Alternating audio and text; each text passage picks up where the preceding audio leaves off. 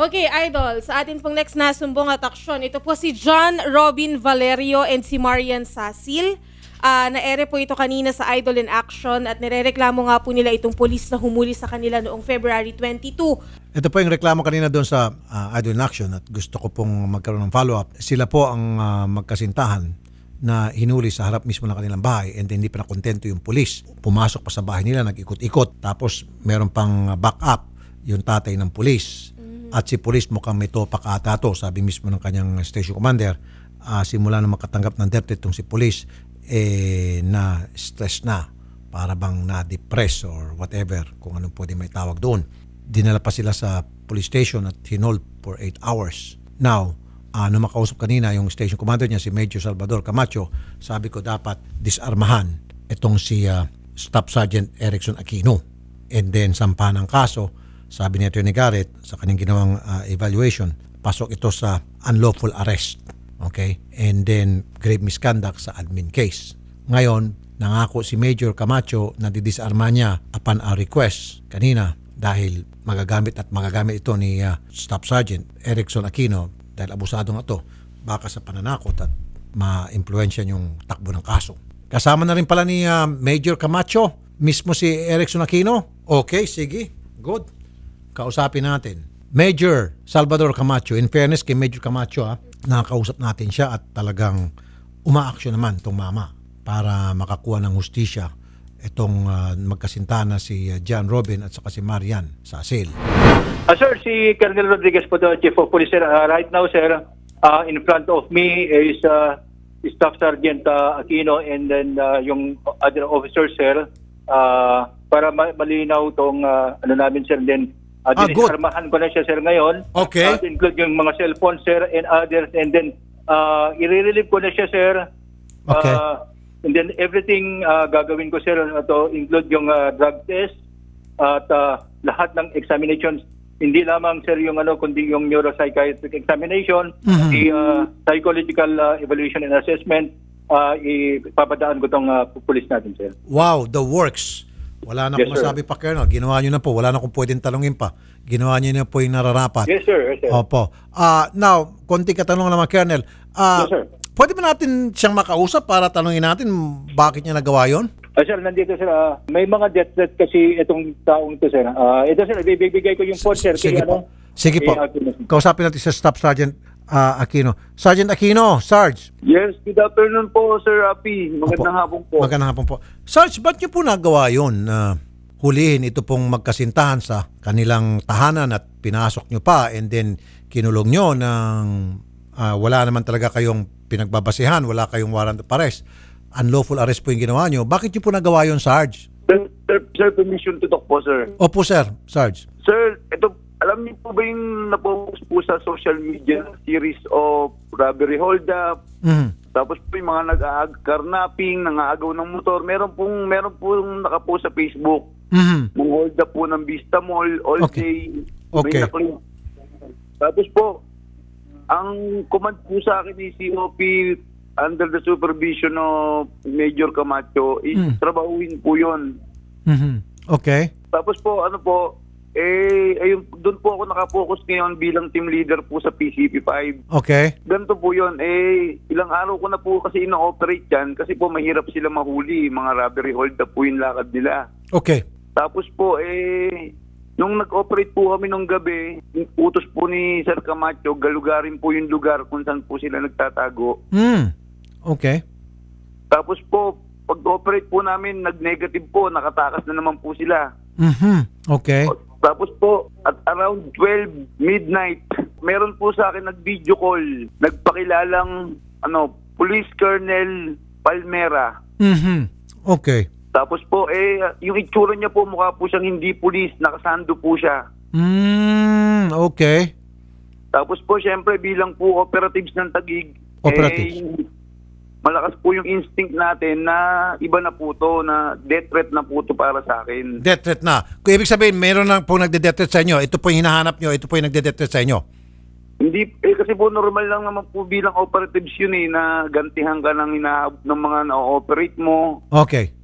So ang isip nyo po, sir, itong ino-operate nyo, ito po yung nagbibigay ng death threat sa inyo at baka gantihan din kayo. Hindi po sir. Iniisip ko po, inaabutan po ako ng hinahabol na nila po ako. Nalaman po nila na ako po bilang team leader, ako po yung gustong humuli sa kanila. Okay. Sige sir, so hinuli niyo na po sila, kinumprantan niyo na po sila sa harap ng bahay nila. Ito po yung para sa isip ninyo, ito na po yung hinahanap nyo. Hindi po yun sir, hindi po pa yun. Yung nag-video call po sa akin sir, nagpakilalang Police Colonel Palmeda, is tinrabaho ko po mag-isa. Okay. Akala ko sir, team leader ka. So pag team leader ka, dapat meron kang kasamang miyembro ng team mo na paghalughog ng lugar upang tugisin itong mga dapat tugisin, di po ba? Hindi po. Sir, ganito po yun, sir, ganito po. Magsasalita po ako. Opo sir, sige. Ganito po yung nakaraang araw pa po nangyari yun. Doon yung may tumawag na nagpakilalang pulis. Kasi uso po sa YouTube yun yung news, nagpapakilalang pulis kahit puro tato. Okay. Anong kinalaman po ng tato dito sa kaso? Meron pong ganun sa YouTube, sir, yung nagte-trade sa balita lagi, nagpapakilala pong mga pulis, mga kalbo, mga Okay. So tato at saka kalbo. So pag isang tao may tato at may kalbo at masamang tao na? Hindi naman po sinasabi, sir. Ganun lang po yung issue ng PNP. Lagi lang po may nagpapakilalang pulis. Okay. Sir, sorry sir, naguguluhan na ako sa iyo. Ito, merong gusto magsalita sir ha. Makinig kayo sir at si Colonel Rodriguez. Ronald Hoson gusto magsalita. Ito raw ay hinostage din ni Sergeant Aquino. Mr. Hoson. Hello po. Okay, Mr. Hoson, kayo po ay nakainkwentro din ni Sergeant Aquino? Opo. Kailan po? January 22 po, 10:40 a.m. po. 10:40 a.m. Saan pong lugar? Tepas Taguig po. Sa Petron po, tapat po ng PCP5. Okay, Petron, PCP5, sa tapat. Okay, hinuli niya po kayo? Hindi po sir, bali nagpapagas po ako nun. Tapos bigla po siyang lumapit. Tinutukan niya po ako ng baril sa ulo. Wow! Tapos ano pong nangyari?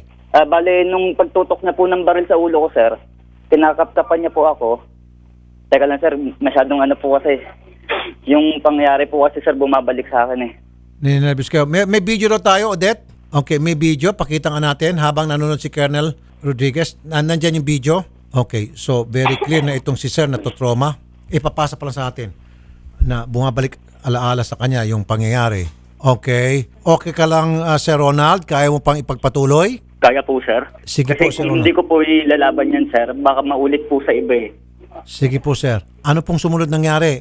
Sir Nung Ronald? time po sir na pagkapkap niya po sa bag ko, hinatak niya po ako palabas ng Petron. At Okay. pinasok niya po ako ng vulcanizing shop. Okay. Doon po sir, pinaload niya ako. Tapos yung baril sir, nakatutok po sa ulo ko. Nasa isip ko na lang po nun, baka yun na yung katapusan ko sir. Okay. Tapos nung po sir, binalik niya po ako sa Petron. Sir, bali, nung time na nasa Petron po kami uli, nakatutok pa rin yung baril niya sir. Bali, kinakausap ko po siya na, sir, bakit ano po bang problema? Pilit ko po siyang pinapakalma sir. Okay. Ano po sabi niya? Ano lang problema niya? Ang sabi niya po sa akin sir, baka papatayin daw po siya ng mga kasama niyang polis. Okay. Paano po natigil ito pong bangungot? Sir, medyo matagal po kasi, siguro mga 20 to 30 minutes po. Wala po Hawak-hawak niya ako. mga tao sa paligid o yung security guard sa gasoline station para Sir, umalalay? marami po. Mga nagsitakbuhan po. Natakot? Opo. Kasi nga nakadraw na yung baril niya. Opo. So paano po naawat yung insidente? Sir, bali, nung time po na nilapitan po namin yung dalawang polis na kasama niya. Pinapatigad. May kasama po siya. Opo, kasamahan niya po sa PCP5 po. So habang ginagawa ito ni Sergeant Aquino, yung dalawang kasamahan niya nanonood lang po? Opo. Sir, bali kung mapapanood niyo po yung CCTV, makikita niyo po. God damn. Kung makikita niyo po yung CCTV, sir, pwede na po siyang i-grab doon, hindi po nila ginawa. So dapat yung mga kasamahan ni Sergeant Erickson umawat. Wala pong umawat. Opo. Wala pong umawat, sir. So 30 minutes, ganito po yung sitwasyon, very tense at nininervous kayo. Baka yun na yung araw ninyo na kayo po yung mamamatay. Opo, sir. Bali, 3 beses po, muntik-muntikan na po. Pilit ko lang po talaga siyang pinapakalma. At paano po siya nakalma, sir? Sir, bali, ang sinasabi ko lang po sa kanya, sir. Sir, kung yung problema mo ngayon, maayos mo pa yan. Kung papatayin mo ako, madadagdagan lang yung problema mo. Okay. Tapos, pinapaano ko po sa kanya sir yung pamilya niya, yung pamilya ko. Pag parehas kaming nawala, parehas kaming yung pamilya namin sir, parehas kawawa. ano pong sabi niya? Sir, bali hindi po siya umiimig. Yung pong dalawang kasama niya, nanonood lang. Opo. Bali sir, nung time po na yon, lumayo po kami uli. Tapos siguro sir, ilang beses ko siyang kinakausap. Sabi ko sir, maawa kayo kasi may baby pa po ako. Tapos nung time sir na siguro 5 to 10 minutes po, lumapit po kami ulit din sa mga kasamahan niya. Tapos ang sabi niya lang po, kung tropa ko kayo, magsilapit kayo sa akin. Sino po nagsabi? Kung tropa ko kayo, magsilapit kayo sa akin. Sino po nagsabi noon? Si Audrey Aquino po. So lumapit yung mga tropa niya, yung dalawa. Opo. Nagsilapitan po. Siguro 5 po yun. Yung lumapit po ulit. 5 pulis pa po ulit. 5 na? Nakasibilyan. So from 2, naging 5 na po, yung mga pulis. Opo. Okay, ano pong ginawa nung 5? Ang sabi lang po sir nung lalaking nakapula, tigilan mo na yan, ihatid kita sa bahay nyo. Okay. So, Tapos pinapakalma rin po siya nung 5 pulis. Ang nangyari po sir, unti-unti niya na akong binitawan. Sir, nag-thank you pa po ako sa kanya dahil hindi niya po ako tinuluyan. ang pinagtataka ko lang, you are really in grave danger at that very moment, and yet, nakatunganga lang yung 2 pulis o yung 5. Opo sir. Wala man lang ginawa na para awatin siya. Sir, ito pa po yung nakakasama ng loob sir. Kung mapapanood niyo po sa dulo ng video, umalis lang po si Audrey Aquino na parang walang nangyari. Sinundo po ng tatay at saka ng kapatid. Oh! Pulang sasakyan po yun. Pulang sasakyan tapos yung barangay patrol po ng Hagonoy. So tumutugma doon sa kwento rin nitong yung magkasintahan na John and Marie na yung tatay dumating doon sa eksena sa bahay at labas-masok. So alam ng tatay pala yung katayuan nitong na may problema na itong anak niyang si Erickson. Opo sir.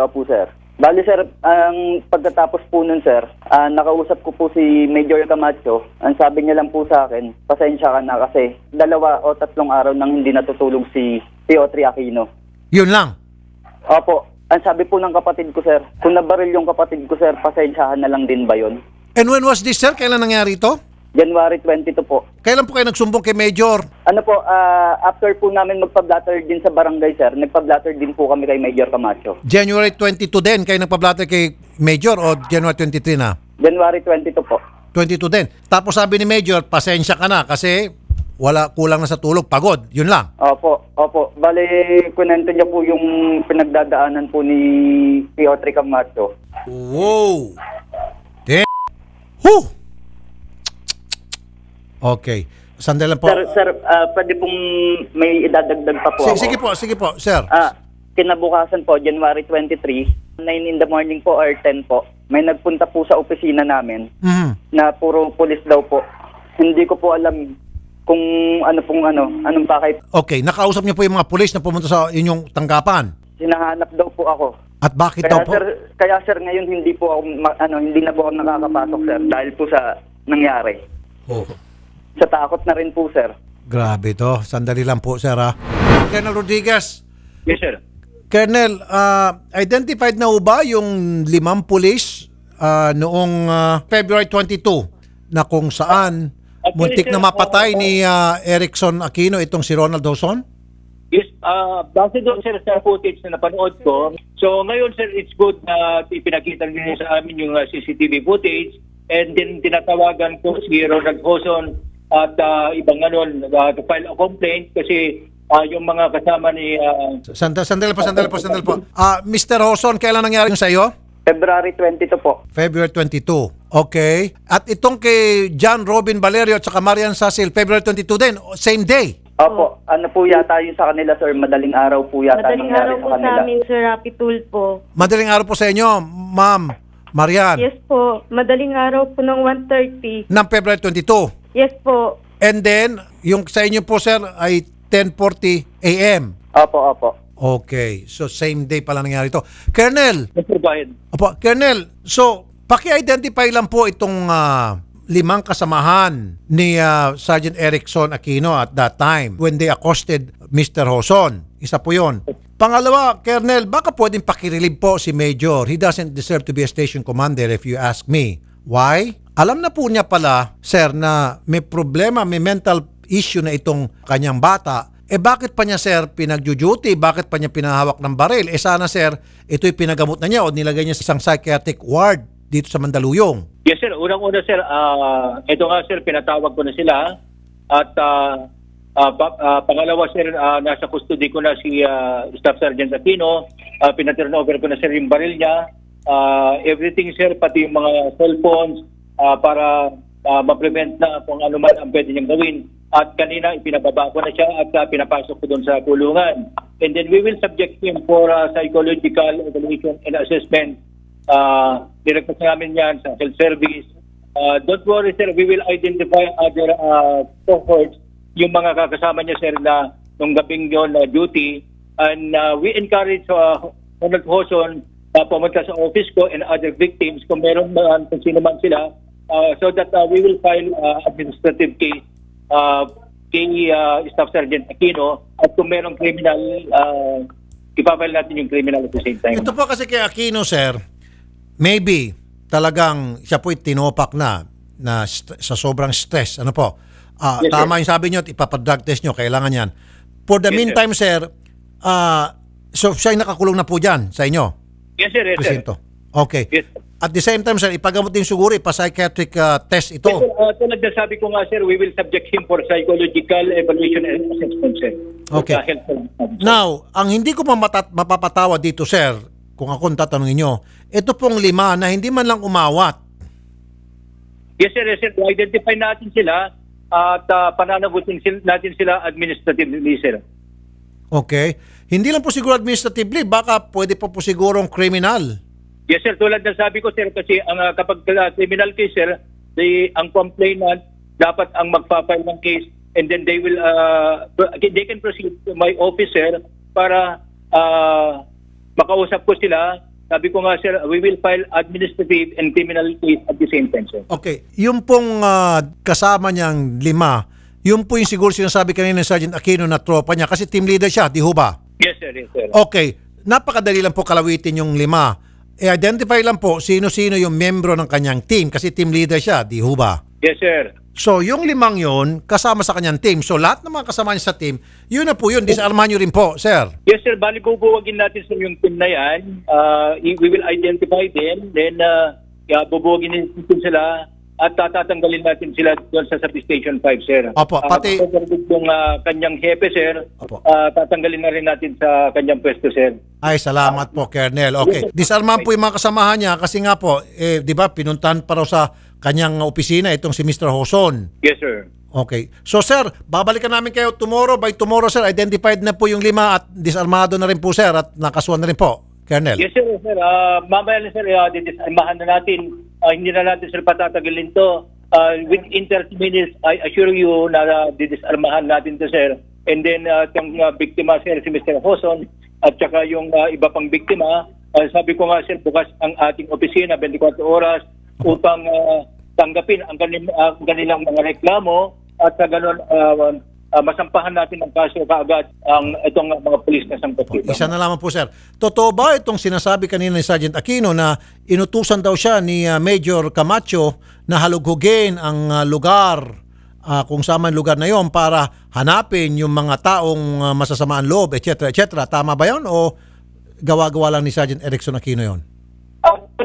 Nagkaroon kami ng site multi-news enhanced managing police operations na kung saan, sir, itong mga suspects nga natin base doon sa ating ebidensya na nakalap in CCTV footages at makukuha natin sila, sir, para panagutin natin sila sa batas. Okay. And fortunately, sir, nga itong sinasabi nga alias Benok na taga Hagonoy, kasi meron tayo ding Benok na ang tunay na pangalan, sir, ay Gato Buds. Ito ay clearly mistaken identity lang. So, paumanhin doon kay alias Benok doon sa Barangay Hagonoy. Opo, opo. Ako, sir, at magito ilang mga netizen ngayon, ang dami na pong mga nag-message. Hindi lang po ito a case of mistaken identity. Itong pong si police natin, si Aquino, ay medyo na-stress na. I think may kinalaman din po ito sa drugs. Baka po. Ano bang assignment nila? Saan po naka-assign ito si Aquino at yung kanyang mga kasamaan, sir? Anong pangalan ng unit nila? Police Substation 5, sir, sa barangay. Hindi, pero anong pangalan po ng unit nila? Anti-drugs ba? Anti-drugs? Police Substation, sir, Police Substation. Patrollers sila, sir, and at the same time, operative, sir. Operatives. Siguro, sir, tama, sir, ipa-drug test tong silang lahat. Yes, sir, yes, sir. Meron naman tayo, sir, random drug test monthly as part of our internal cleansing program. Ito, sir, ay random drug test. Ito mga pulis na ito, sir, tuso ito, mas matalino pa to sa matching. Sir, meron ngayong bagong test, yung hair follicles, na up to 6 months, malalaman kung gumamit ka ng shabu o hindi. Kasi sir, ang gagawin lang nito, ngayon nakikinig sila at makarating sa kanila, hindi lang sila mag-drugs for several days at inom ng buko. Yan yung mga chismis sa kalye. Libre na. So sir, ipa-hair follicles natin at tatawag po kami sa mga kaibigan namin sa PDEA. Meron ganun technology yung PDEA, sir. Pwede? Yes, sir, yes, sir. Anytime, sir. Okay, sige po. Colonel, babalikan po ulit namin kayo by tomorrow, sir. Hopefully, meron na po tayong bagong development. Salamat po, Colonel, ha? Yes, sir, sir. Ngayong araw pa lang na to, sir, ito ay aksyonan na natin at hindi na natin sila ipagpapabukas para sa ganon. Opo. Ang papagtitiwala ng taong bayan ay mananatili sa ating kapulisan. And rest assured, lahat ng mga biktima, kung meron man, and then yung mga complainants, pwede nyo akong puntahan o tawagan sa aking cellphone number. Alam naman nila yan kung ano yung cellphone number ko. Anytime para mabigyan solusyon ang anumang kanilang hinaing laban sa ating kapulisan. Maraming salamat po. Thank you po. Thank you po, Colonel. Colonel, kahanga-hanga po kayo. Kahanga-hanga po kayo. Mabuhay po kayo, Colonel. Ito po, yung mga netizen po, natutuwa po sa inyo. Lahat ng mga sinasabi niyo po, yun po yung gusto talaga marinig ng mga netizen. Mabuhay po kayo, Colonel Rodriguez, sir. Sir, maraming salamat din po sa inyong programa. Thank you po. At para sa kalaman na marami, matagal na po kaibigan ng programa, itong si Colonel Celso Rodriguez. Lahat po namang inilapit namin ng kaso sa kanya, talagang in-action na niya at palagi po sumasagot to, hindi kami tinatabla. Dito niyo pamikita na talagang masigasig at maasahan police officer. Ito pong si Colonel Celso Rodriguez, and I'm not gonna be surprised one of these days kung mabalitaan po natin siya na magiging chief PNP, and I'm serious. Sana magdilang anghel ako at matutuwa ako pag balang araw siya po ang magiging chief PNP natin. Okay? Sir Ronald? Apo. Wag mo ibaw ang telepono, kukontakin namin kayo para doon po sa gagawin natin pagtrabaho at pagkausap kay Colonel Celso Rodriguez nang sagay makakuha ko kayo ng hustisya. Okay? Okay po. Okay po, sir. Tutulong Thank po you kami sa inyo, sir. 101%. Salamat po, sir. At Sir John at Ma'am Marian, Yes po, Sir Rapi. narinig nyo naman po yung statement ni Colonel Rodriguez. At ito pong si Colonel Rodriguez, mapagkatiwalaan po talaga ito. Okay? Okay po. Maasahan nyo po yan. Sige, huwag nyo ba ang telepono? Lahat po ng tulong na Opo. pwede namin ibibigay, magsabi lang po kayo, okay? Opo, marami pong salamat. Magandang hapon po sa inyong dalawa. Okay, huwag nyo ba ang Magandang telepono? hapon din po. Okay. Sige, ano to, makukuha na rin. Makukuha nyo na rin daw po yung inyong pong cellphone at IDs. Opo, salamat po. Sige po. Ma'am, kakausapin kayo ng staff, ha? Opo. Ma'am Marian at Sir John Robin. Si Sir John Robin pala, isang PWD. Sir John, Po. kumusta ka na? Salamat po, Idol. Walang anuman. Medyo okay ka na, Sir John? Medyo ano pa po, sir. Kasi hindi ko po inaasahan yung nangyari. Hindi ko po expected. Laking perwisyo po sa trabaho po. Yung trabaho po namin dalawa. Hindi po namin alam kung paano kayo makakabalik sa trabaho. Tutulungan namin kayo, sir. Tutulungan namin. Lahat ng pwede namin may tulong, sir. Ibibigay namin. Huwag kayong mag-alala. Okay, sir? Kasama po sa mga tulong na ginagawa namin. Hindi lang po yung tulong para legal assistance.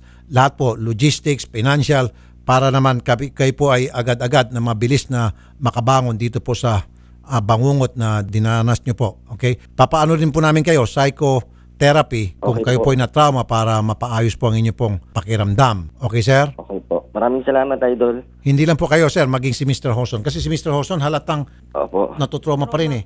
Nung pagkwento niya sa atin, bigla siyang tumigil at napaiyak dahil naalaala niya yung insidente. Sige po, Sir John Robin, wag ibaba ang telepono, kakusapin kayo ng staff, ha? Okay po. Salamat Magandang po, hapon Idol. po sa inyo at kay Sir Ronald Hoson. Wow. Bangungot nga po talagang grabe yung nangyari sa kanila. Matindi, ikaw ang malalagay sa ganung sitwasyon. Hostaging ka ba naman, Idol? Oo, tapos may hawak-hawak ng baril. Ganon din nangyari dun sa magkasintahan na John Robin at Marian Sasil. Ito yung sinasabi ko po noon pa, paulit-ulit. Dapat lahat ng mga pulis sa training pa lang, okay, sinasara na yan. kumbaga dadaan sila sa butas ng karayom. And once they pass that, then regularly meron dapat assessment sa kanilang performance. And then minomonitor po yung kanilang galaw, yung kanilang estado, physical, mental. Every now and then merong neuropsychiatric exam. Kasi these people supposed to be our protector, and remember, meron silang mga hawak ng baril, at kapag hindi po sila na-manage na maayos, ito yung nangyayari ngayon. From time to time, dinadrug test, tinitingnan kung nagbago na ba ang kanilang sitwasyon. Kung halimbawa, sa ngayon ay sila ay nakatira lamang kung saan-saan, and then kinabukasan nakatira na sa subdivision, then there's something wrong. Kung dati-rati nagtatricycle lamang siya, and then ngayon ay nagdadrive na siya ng SUV, nagdadrive na siya ng Lexus, then there's something wrong. Yung mga ganun ba, na hindi na monitor ng ating kapulisan. Ang ibig ko lang sabihin, from time to time, kailangan minomonitor natin yung mga pulis natin. Nang sa gayon, hindi dumating yung punto na huli ng lahat tulad nito. Lilitaw na lang tayo palagi, sabihin, I told you so. Sana hindi yung I told you so. Sana, good job Major, good job Colonel, boy. Ganon dapat.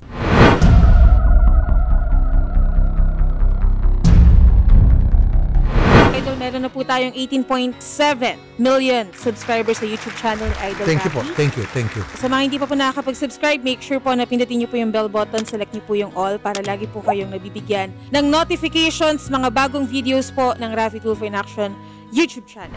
Sama-sama tayong lalaban, sama-sama tayong babangon, sama-sama nating harapin anumang dumating na hamon. Patas na pamamahayag, yan ay aming hahati. Tunay na pagmamahal, ganyan ang tatak kapatid.